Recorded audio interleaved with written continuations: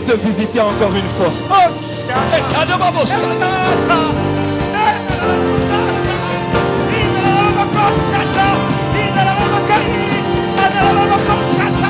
La main de Dieu, la main de Dieu est sur nous. Je prie qu'il nous enseigne. Seigneur, s'il te plaît, donne-moi d'enseigner. In Jesus' name. Amen, amen, amen. Loua 2011. L'esprit, son oin et son onction avec le prophète Joel Francis Tato. Et je parlerai sur les défis du oin. Les défis du oin. Et j'aimerais que nous puissions lire Matthieu chapitre 4. Matthieu chapitre 4. Matthieu chapitre 4. Nous allons lire à partir du premier verset. Matthieu 4, à partir du premier verset, il est écrit: Alors Jésus fut emmené dans le désert par l'Esprit pour être tenté par le diable. Ayant jeûné 40 jours et 40 nuits, après cela, il eut faim. Et le tentateur, s'approchant de lui, dit: Si tu es le Fils de Dieu, dis que ces pierres deviennent des pains. Et le tentateur, mais lui répondant, dit: Il est écrit, l'homme ne vivra pas de pain seulement, mais de toute parole qui sort de la bouche de Dieu. Alors le diable le transporte dans la sainte ville et le place sur le faîte du temple. Et lui dit: Si tu es le Fils de Dieu, jette-toi en bas, car il est écrit, il donnera des ordres à ses anges à ton sujet, et ils te porteront sur leurs mains, de peur que tu ne heurtes ton pied contre une pierre. Jésus lui dit: Il est encore écrit, tu ne tenteras pas le Seigneur ton Dieu. Amen. Le diable le transporta encore sur une forte haute montagne et lui montre tous les royaumes du monde et leur gloire, et lui dit: Je te donnerai toutes ces choses si, te prosternant, tu me rends hommage. Alors Jésus lui dit: Va-t'en, Satan, car il est écrit, tu rendras hommage au Seigneur ton Dieu et tu le serviras lui seul. Alors le diable le laisse, et voici les anges s'approchèrent et le servirent. On peut acclamer pour la parole de Dieu. Alors que nous parlons sur les défis du oin, nous nous focalisons premièrement sur le oin principal, Christ qui est le Mashiach, qui est le oin et son onction. C'est comme ça qu'on définit cela en hébreu. Le Messie, c'est le oin et son onction. Ce que j'aime, c'est que lorsque tu rencontres Christ, qui est le oin et son onction, non seulement tu t'attaches à lui pour avoir l'onction, mais tu deviens aussi un Mashiach, un oin et son onction. Donc tu as la capacité d'être oin et d'avoir une onction en réserve pour affecter les autres, afin que les autres soient aussi des Mashiach, qui sont des oins avec leur onction. Pour qu'on ait l'onction, ils aient la capacité d'affecter aussi les autres. Et alors que nous parlons sur Matthieu chapitre 4, j'aimerais parler sur 3 tentations principales que le diable a eu à proposer à Jésus. Mais j'aimerais dire 3 choses avant cela. Premièrement, tout oin rencontrera tôt ou tard l'ex-oin sur son chemin. Tout oin véritable rencontrera tôt ou tard l'ex-oin, le diable, sur son chemin. Deuxièmement, le diable en veut au oin, car il envie la place qu'il avait au commencement. Il était le chérubin oin. Et chaque fois qu'il voit un oin être suscité dans une génération, il envie sa place et il les en veut finalement.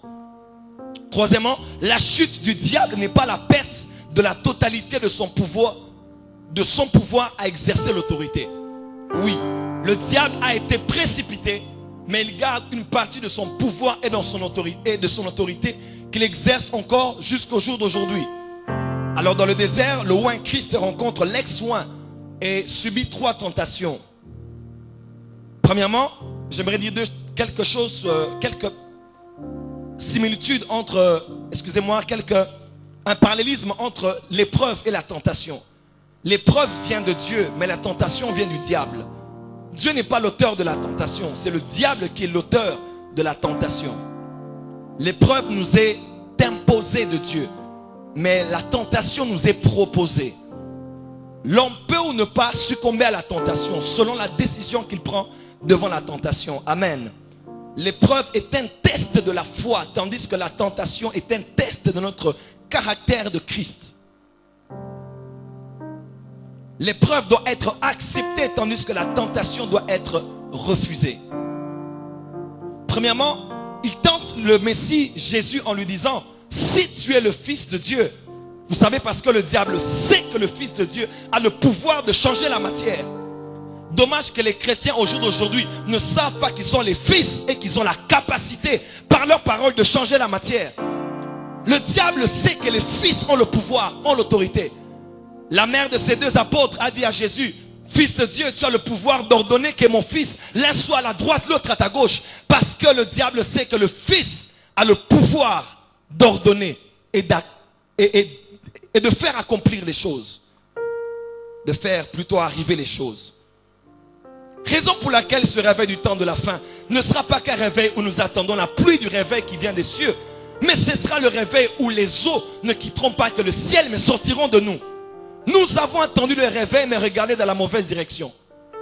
Tout le monde attend le réveil en fixant les yeux vers les cieux, en disant: Dieu, let it rain. Dieu dit, il doit let it rain au travers de vous. Parce que ceux qui croiront en moi, ils auront des fleuves d'eau vive qui vont jaillir de leur sein.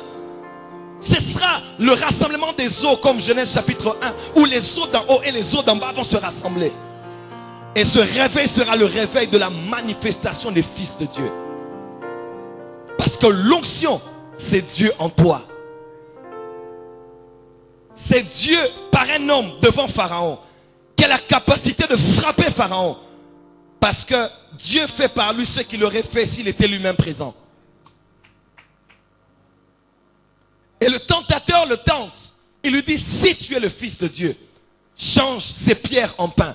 La première tentation de tout oint est la tentation d'utiliser son onction, son pouvoir pour résoudre un problème social, un problème du ventre, un problème économique, un problème permanent. Excusez-moi, temporaire.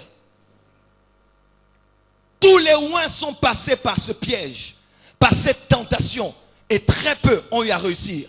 Le diable peut reconnaître que tu as l'onction, mais te tenter afin de te dévier de ta destinée, en te poussant à utiliser ta capacité surnaturelle pour ne pas rendre gloire à Dieu, pour ne pas attester la véracité de l'équilibre des Écritures, mais pour répondre à un besoin du ventre. Et c'est comme ça que plusieurs rois dans ce pays, dans cette génération, ont utilisé les dons de prophétie, l'onction pour faire tomber les gens, pour voler de l'argent, pour manipuler des gens. Parce qu'on a voulu, on dit Jésus au bout d'un temps, il eut faim. Il y avait un besoin qui s'est présenté. Que cette génération n'utilise jamais l'onction pour manipuler les gens. Vous savez, il est facile de dire que ces apôtres devaient aller pour détacher l'ânesse, pour que le Seigneur y monte afin d'entrer à Jérusalem. Mais il y a un problème de nos jours, c'est que le Seigneur a envoyé beaucoup de serviteurs au Congo afin qu'ils détachent les ânesses, parce que lui, il veut y monter. Mais plusieurs serviteurs de Dieu ont détaché l'ânesse, ils ont exercé l'autorité apostolique, mais après cela, ils sont montés sur les ânesses et ils sont partis avec. C'est une chose d'avoir l'autorité, la puissance, mais c'en est une autre. Que faites-vous avec l'autorité que vous avez? Plusieurs personnes n'ont jamais ramené l'ânesse chez Jésus. Plusieurs pasteurs n'ont jamais ramené l'ânesse chez Jésus. Plusieurs apôtres n'ont jamais ramené l'ânesse chez Jésus. Plusieurs, ils sont montés et ils ont commencé à aller se balader avec. Les fidèles ne sont pas mes fidèles. Les membres de l'église ne sont pas mes membres de l'église. Ce sont des serviteurs de Jésus-Christ, des enfants de Dieu. Christ ne nous a pas libérés pour entrer dans une autre forme d'esclavagisme religieux, charismatico, prophético. Sur l'homme église au Koufa. Il ne nous a pas affranchis pour l'esclavage. Il nous a affranchis pour la liberté. Je ne parle pas du libertinage. Les membres sont les membres de Jésus-Christ. Quelqu'un ne peut plus aller prier dans une autre église aujourd'hui. Parce que s'il ose Isaac Ndumba spirituel. Non, ne regardons pas que le mauvais côté. Non, regardons s'il y a un côté, un autre côté, que nous fermons les yeux. Ce ne sont pas nos membres, ce sont les membres de Christ. Les membres du corps du Christ, nous sommes leurs bergers. Mais ils ont la liberté d'aller prier où ils veulent, sans être dans le libertinage. Tout fidèle doit être soumis à un pasteur dans son pâturage. Moi, tout ce que je fais, mon pasteur principal le sait, il connaît tous mes mouvements. Mais je me serais mal senti que de lui voir vouloir m'apprivoiser dans une église. J'aime parce qu'il me dit, tu vas prêcher là-bas, vas-y. Tu vas aller là-bas, parce que nous sommes le corps du Christ. On nous autres à Christ, on est dans un licolo. faut que nous prêchions seulement sainteté tous les jours. Non. Le corps de Christ n'est pas seulement les jambes de Christ, mais c'est aussi les bras de Christ, les yeux de Christ. Qui a dit Amen? Alors refusons, mes frères et sœurs, d'utiliser l'onction que nous avons pour satisfaire à nos propres besoins. Quelqu'un est avec moi? Est-ce que quelqu'un est avec moi? Dites Amen bien. La deuxième tentation, c'est de dire Jésus-Christ saute et tombe parce que le Dieu qui t'aime, qui t'aime, la voix qui s'est fait entendre pour dire que celui-ci est mon fils bien-aimé, mon fils bien-aimé. Si tu tombes, il va te relever. C'est la tentation que tous les oints ont. Lorsqu'ils ont l'onction, ils ont la puissance. Satan les tente toujours de tomber dans le péché une fois parce qu'il les pousse à croire aux saintes écritures et à l'amour de Dieu, que Dieu va certainement les relever. Papa Guinecha me disait une fois, vers 2003-2002, il m'a dit, Joël Francis, il m'a dit, Joël, tu sais, tous les jours n'est pas dimanche, mais le premier jour de la semaine, c'est dimanche.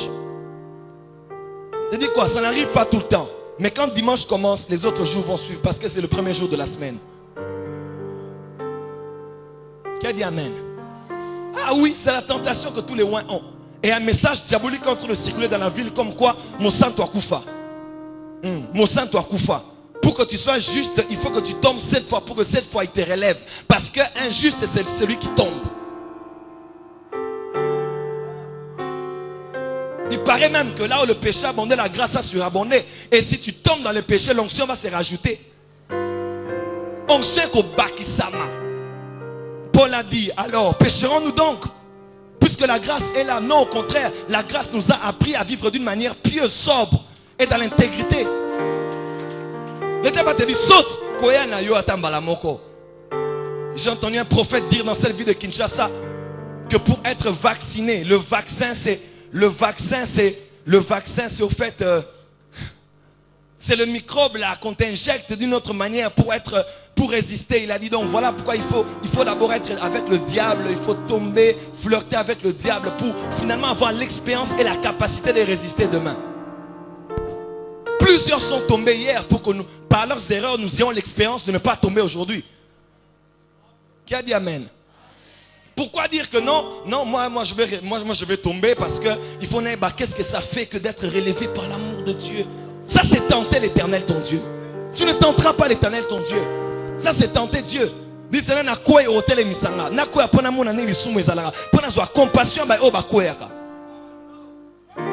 c'est la tentation du diable. C'est la tentation de tomber pour la première fois. D'un jour, et le diable sait qu'après ça, non, tu vas te relever, il va te restaurer. Tu n'es pas le premier, plusieurs sont tombés. Tu crois vraiment que ces pasteurs-là que tu prends comme un modèle n'est jamais tombé, Ah, c'est un homme. C'est la tentation. Il est possible de vivre 24 heures sans péché. Ah oui, il est possible de faire un mois sans commettre de péché. Moïse était 80 jours dans la sainte présence de Dieu, sans manger ni boire. Parce que rien ne peut combler le cœur de l'homme comme la présence de Dieu.